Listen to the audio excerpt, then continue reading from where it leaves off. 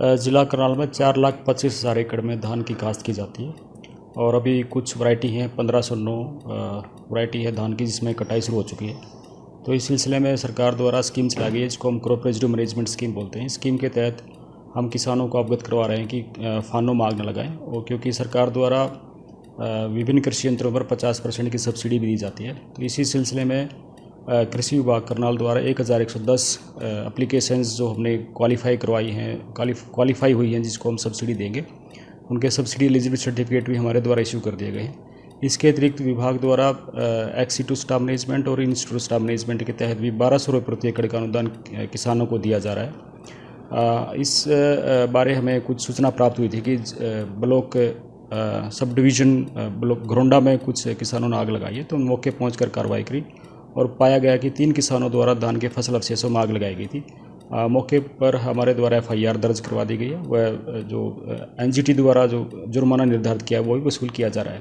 इसके अलावा उन किसानों के खिलाफ जो है वो रेड एंट्री भी की जा रही है, जिसके तहत अगले 2 सीजन में धान की फसल किसान मंडी में बेच नहीं पाएगा। जिला प्रशासन द्वारा पराली प्रोटेक्शन फोर्स बनाई गई है, जिसमें 450 टीमें बनाई गई हैं। यह टीम किसानों को मौके पर जाकर फसल अवशेष न जलाने बारे अवगत कराई जा रही है। इसके अलावा हमारे द्वारा विलेज स्तर के प्रोग्राम भी आयोजित किए जा रहे हैं, और जो सेवा पखवाड़ा चला रहा है उसमें भी हमारे द्वारा किसानों से अनुरोध किया जा रहा है कि वो पराली को न जलाकर इसके जो है या तो मिट्टी मिलाएं या बेल्स बनाएं।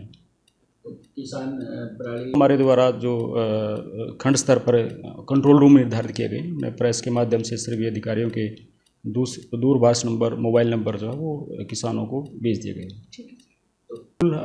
इस मुहिम में किसानों का सहयोग बहुत आवश्यक है। पिछले सीजन भी किसानों द्वारा सहयोग किया गया था। अगर हम एक्टिव फायर लोकेशंस की बात करते हैं तो 2021 में 957 एक्टिव फायर लोकेशंस हमें प्राप्त हुई थी, और जबकि 2024 में 95 एक्टिव फायर लोकेशंस प्राप्त हुई हैं। तो हम पिछले 4-5 साल में लगभग 90% के आसपास हमने पराली जलाने की घटनाओं को कम किया है।